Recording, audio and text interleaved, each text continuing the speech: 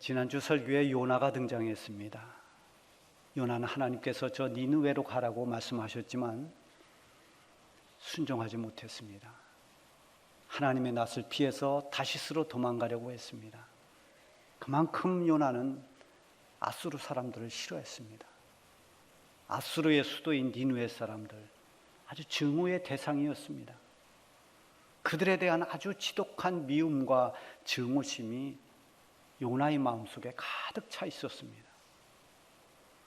그것은 그냥 형성된 감정이 아니라 과거에 이 아수르 사람들에게 당했던 아주 끔찍한 그런 일이 있었기 때문입니다.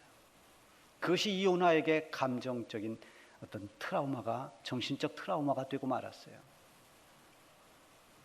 사람마다 보면 어떤 충격적인 일을 만났거나 굉장히 잊지 못할 가슴 아픈 일이 있으면 그것이 정신적으로 트라우마로 남는 경우가 많이 있습니다. 저희 집사람도 트라우마가 있어요. 주변에 개가 나타나면 잔뜩 긴장합니다. 알고 보니까 어릴 적에 골목에서 달려든 개한테 물렸어요. 그 순간에 그 공포심이 얼마나 컸겠습니까? 그게 트라우마가 돼서 지금도 개가 크든 작든 순하든 독하든 그 주인이 우리 개는 너무 순해서 안 물어요 하는 개도 안 좋아합니다. 어떤 개든 가까이 오는 것을 싫어합니다. 지금 이 예배당을 건축하기 전에 레스토랑을 리모델링해서 우리가 10년 동안 예배당으로 사용했습니다. 그때는 공간이 많이 있어서, 여유 공간이 있어서 밖에다 개집도 만들어 놓고 거기에 진돗개도 키웠습니다. 진돗개에 대한 관심들이 얼마나 많은지, 특히 우리 교회 학교 아이들이 오면 그 개 앞에 아이들이 쫙 주일날만 되면 몰려들었어요. 그런데 단 한 사람은 관심이 없었습니다. 누군지 알죠? 교회 주방으로 가려면 개집 앞을 이렇게 통과해야 되는데 제가 그쪽으로 가면 꼬리를 막 흔들면서 반응합니다. 뭐 먹을 걸 주든 안 주든 상관없이 그렇게 반응을 해요. 근데 우리 집사람이 맛있는 먹을 걸 가지고 주방 쪽으로 가도 안 쳐다봅니다. 다 알고 있어요. 저 사람 나한테 관심 없다, 나를 싫어한다. 걔도 알더라고요. 과거에 상처를 받은 사람은 그 상처를 준 대상을 싫어합니다. 마주하려고 하지 않습니다. 그것과 관련된 어떤 일이 일어나면 굉장히 예민하게 날카롭게 반응합니다. 그만큼 그것이 과거 사건이 아픔이 되고 상처가 됐기 때문입니다. 그런데 타인이 아니라 자기 자신 때문에 실망할 때도 있습니다. 내 마음은 그렇지 않은데 마음과 달리 어리석은 행동을 하고 큰 실수를 저질렀을 때 자기 자신 때문에 실망을 하고 낙심을 하게 되는 경우도 있어요. 더군다나 아주 가까운 그런 사람과의 관계에서 이런 일이 일어나면 더 아픔은 큽니다. 마음은 그렇지 않은데 부모님에게 아주 못되게 굴었던 그런 일들, 특히 부모님이 돌아가시고 나면 더 마음이 아프지요. 가까운 가족이나 친구나 그런 이웃에게 상처를 주었던 것, 이런 일들이 자신에게 고통이 돼서 후회로 남는 경우가 많습니다. 잘해보고 싶었는데 오히려 실수를 하고 실패하고 나면은 얼마나 속이 상한지 모릅니다. 마음이 아픕니다. 내가 좀 참을 걸, 내가 좀 더 깊이 생각할 걸. 베드로는 주님을 사랑한 제자입니다. 3년 동안 주님 따라다니면서 주님이 하신 말씀을 가까이에서 들었어요. 주님께서 행하시는 그런 놀라운 기적도 옆에서 봤습니다. 주님께서 사람들이 나를 누구냐 이렇게 물으실 때 너는 나를 누구라고 하느냐 이렇게 묻는 질문에 베드로가 대답했습니다. 예, 주님은 그리스도시요 살아계신 하나님의 아들이십니다. 이 대답을 하고 주님이 얼마나 기뻐했는지 베드로를 참 칭찬했습니다. 여러 제자들이 있었지만 그 가운데서도 베드로, 요한, 야고보, 특별히 이 베드로는 주님의 사랑을 많이 받은 제자입니다. 그랬던 그가 예수님이 체포되어 잡혀가던 그날 어느 한 힘없는 여종 앞에서 예수님을 부인했습니다. 나는 예수가 누군지 모른다. 얼떨결에 실수해서 한 번 부인한 것이 아니라 3번이나 예수님을 모른다고 부인하고 저주까지 했습니다. 이 일이 있기 전에 베드로는 주님께 그렇게 말했어요.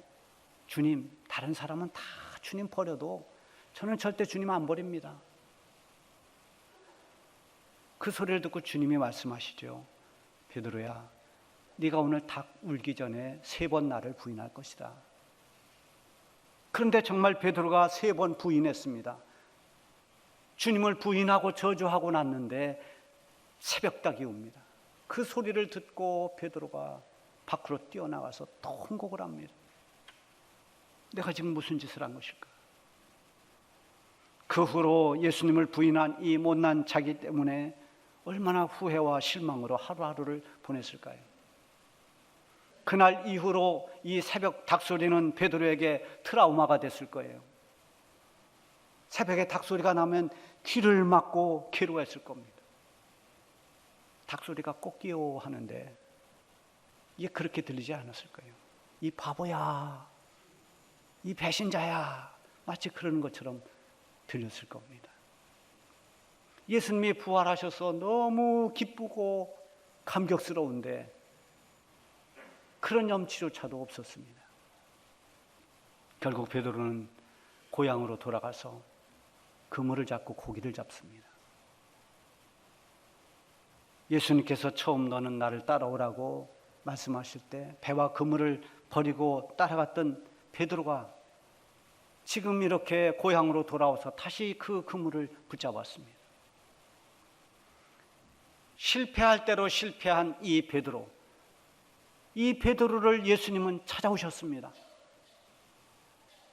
여러분, 우리가 지쳐 있을 때, 우리가 낙심되어 있을 때, 우리가 넘어졌을 때, 때로는 이 베드로처럼 자기에게 실망하고 낙심하고 있을 그때도 주님은 반드시 나를 찾아오십니다.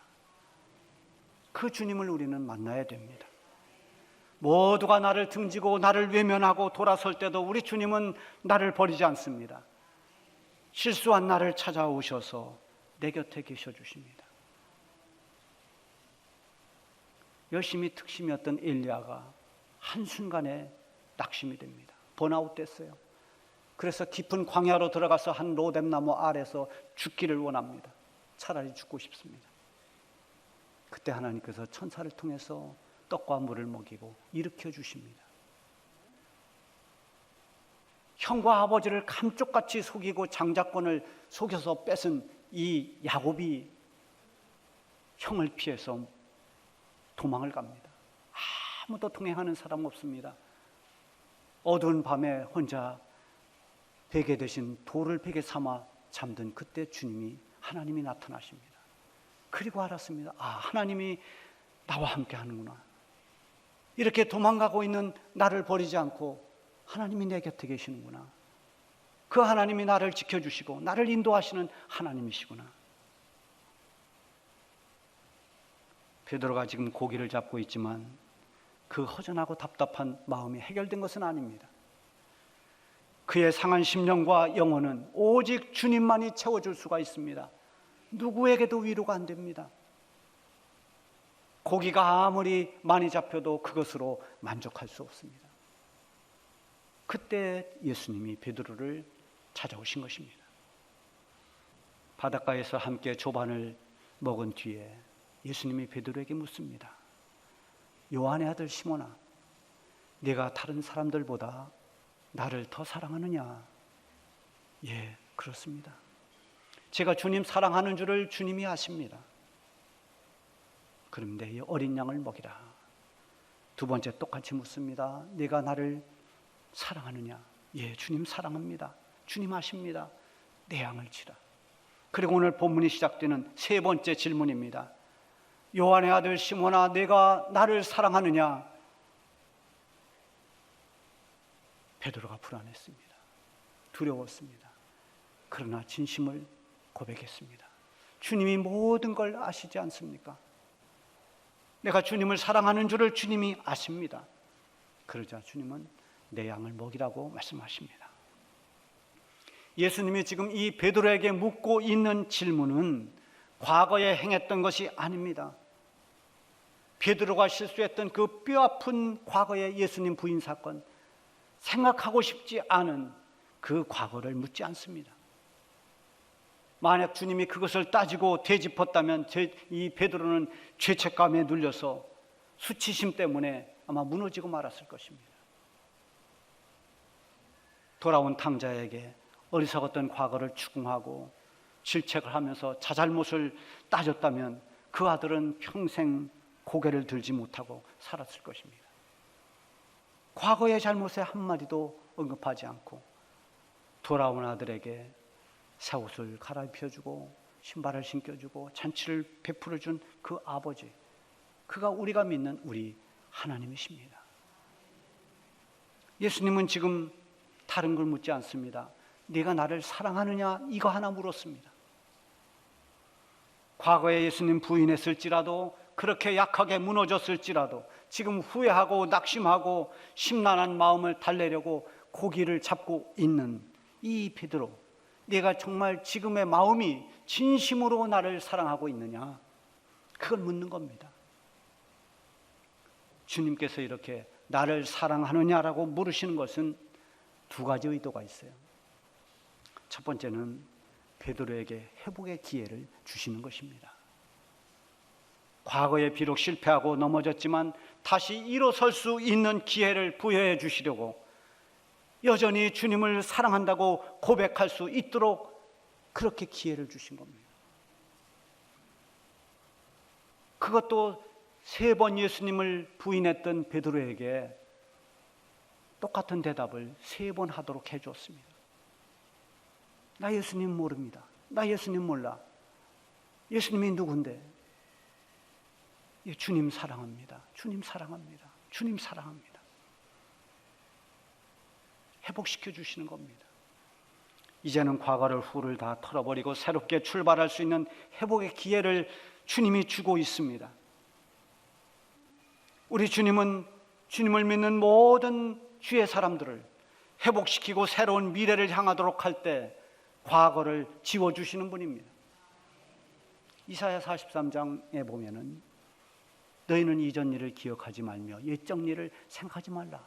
보라, 내가 새 일을 행하리니 이제 나타낼 것이라. 그것을 알지 못하겠느냐? 반드시 내가 광야의 길을 사막에 강을 내리니. 이게 이사야 선지자를 통해서 주시는 하나님의 백성들에게 주는 회복과 희망의 메시지입니다. 이전 일은 기억하지 말아라. 옛적의 일을 생각하지 마라. 이제 내가 너희들을 통해서 이룰 새 일을 바라보아라. 하나님께서 미가 선지자를 통해서 다시 우리를 불쌍히 여기셔서 우리의 죄악을 발로 밟으시고 우리 모든 죄를 깊은 바다에 던지시리이다. 하나님은 정말 긍휼이 풍성하신 분입니다. 죄를 회개하고 마음을 새롭게 하면 우리의 모든 죄와 허물을 깨끗하게 용서해 주십니다. 우리 죄를 발로 밟으시고 깊은 바다에 던진다는 것은 더 이상 기억하지 않겠다는 것입니다. 하나님은 우리가 실패하고 넘어져도 진심으로 마음이 주님을 향하고 주님을 진실로 사랑하면 회복의 은혜를 주시는 것입니다. 그리고 또 하나, 주님이 나를 사랑하느냐 이렇게 물으신 것은 다시 사명을 주시기 위함입니다. 우리가 주의 일을 하려고 하면 재능이 좀 많고 또 일을 할 수 있는 조건이 좋아야 된다, 이렇게 생각해요. 물론 맞습니다. 재능이 많고 일할 수 있는 조건이 좋으면 금상첨화입니다. 그러나 그렇게 되어야만 사명을 감당할 수 있는 것은 아닙니다. 도움은 될 수 있지만 그것이 절대적이지 않습니다. 재능이 좀 적어도 내가 지금 처해진 여러 가지 환경의 조건이 열악해도 얼마든지 사명은 감당할 수 있습니다. 근본적인 것은, 사명을 감당하는데 더 근본적인 것은 정말 주님을 사랑하느냐 하는 것입니다. 내가 주님을 사랑하고 있는가? 주님을 사랑하는 마음 없이 주의 일은 온전히 감당하지 못합니다. 다른 사람을 의식하거나 자기를 드러내려고 하면 언젠가 시험이 올 때 주저앉습니다. 그 시험을 이기지 못합니다. 사람들 앞에 체면 때문에 하는 일은 정말 내 속에 기쁨과 감사로 할 수 없을 뿐만이 아니라 사람과의 관계에서 부딪히고 시험이 오면은 사명감은 어디론가 슬그머니 사라집니다. 그러나 주님을 진심으로 사랑하는 사람은 사명을 놓치지 않습니다. 환경이 걸림돌이 되고 사람이 시험거리가 된다 하더라도 주님을 사랑하기 때문에 끝까지 사명을 붙잡는 것입니다. 주님은 지금 베드로에게 다시 사명의 자리로 부르시기 위해서 주님 사랑을 물어보신 겁니다. 사명자들이 가슴속에는 하나님의 은혜에 대한 감사와 주님을 사랑하는 그 사랑이 담겨져 있어야 됩니다. 아무리 감당하기 어려운 사명이라 하더라도 주님을 사랑하면 그 사명을 감당할 수 있습니다. 그래서 주님은 네가 정말 나를 사랑하느냐를 물으신 겁니다. 요나가 하나님이 주신 사명을 외면하고 도망갔던 것은 하나님을 사랑하는 것보다 니느웨 사람에 대한 미움이 훨씬 더 컸기 때문입니다. 주님 사랑보다 내 생각이 크고 내 고집 이런 것들이 더 크면 순수한 사명자가 되기 어렵습니다. 내 입맛에 맞아야 되고 내가 하려고 하는 것, 내가 하고 싶은 것을 선택하기 때문입니다. 이것이 안 맞으면 어그러집니다. 나의 모든 자존심, 내 욕심, 고집 또는 내가 가지고 있는 상처, 아픔, 실망, 낙심 이런 모든 것보다 주님을 더 사랑할 때 그 사랑으로 모든 우리의 약함과 부족을 딛고 일어서서 진실한 사명자가 되어지는 것입니다. 18절에 보면 내가 진실로 진실로 네게 이르노니 네가 젊어서는 스스로 띠띠고 원하는 곳을 다녔거니와 늙어서는 네 팔을 벌리리니 남이 네게 띠띠우고 네가 원하지 아니하는 곳으로 데려가리라. 베드로가 젊어서는 의욕이 강하고 하고 싶은 것 많아서 자기가 원하는 곳으로 다녔지만 늙어서는 남들이 너를 원치 않는 곳에 데려가서 네 팔을 벌릴 것이다. 이것은 젊을 때와 늙을 때를 비교하는 것이 아니라 베드로가 장차 어떻게 죽음을 맞이할 것인가를 예언하신 말씀이에요. 자, 남들이 네가 원하지 않는 곳으로 끌고 가서 네 팔을 벌린다. 순교를 말합니다. 지금까지 주님을 위해서 목숨을 버리겠다고 장담하면서도 결정적인 순간에 예수님 부인했습니다. 그래서 실망해서 고향에 돌아가서 고기잡이하고 이런 베드로였지만은 이제 앞으로는 다시 사명을 붙잡고 사도의 직무를 감당하다가 순교의 자리까지 이른다는 것입니다. 젊은 의욕만 가지고 할 수 없는 것이 사명입니다. 이제 베드로는 새롭게 사명을 회복할 것입니다.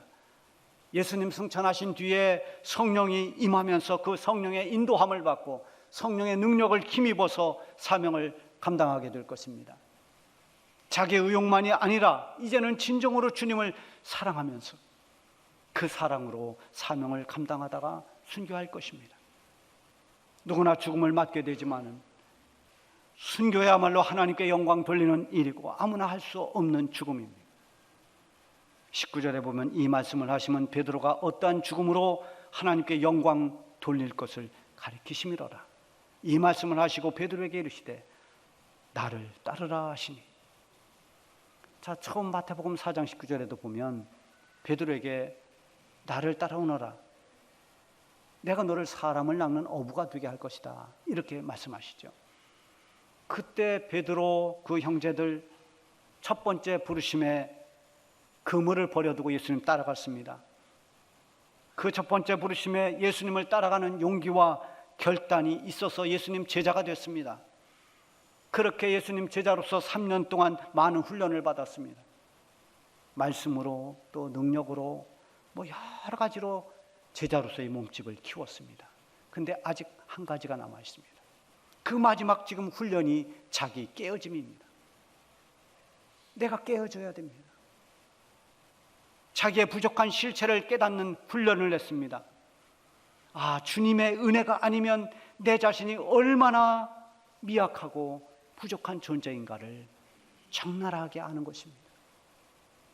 예수님 부인 사건이 바로 그것을 깨닫게 했습니다.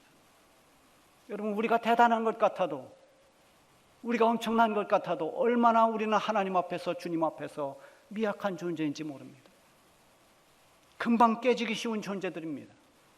질그릇과 같습니다. 주님의 은혜가 아니면 우리는 할 수 없습니다. 주님은 이제 다시 베드로를 부릅니다. 나를 따르라. 젊어서는 자기 의욕만 가지고 달려온 사명의 길이었지만 이제는 자기 자신을 의지하지 않고 나를 부르신 주님만을 의지할 수밖에 없기 때문에 주님 사랑하지 않고는 따라갈 수 없는 길입니다. 베드로가 보니까 요한도 예수님을 따릅니다. 그걸 보고 예수님께 물어봐요. 주님, 저 사람은 어떻게 되겠습니까? 요한은 어떻게 될까요?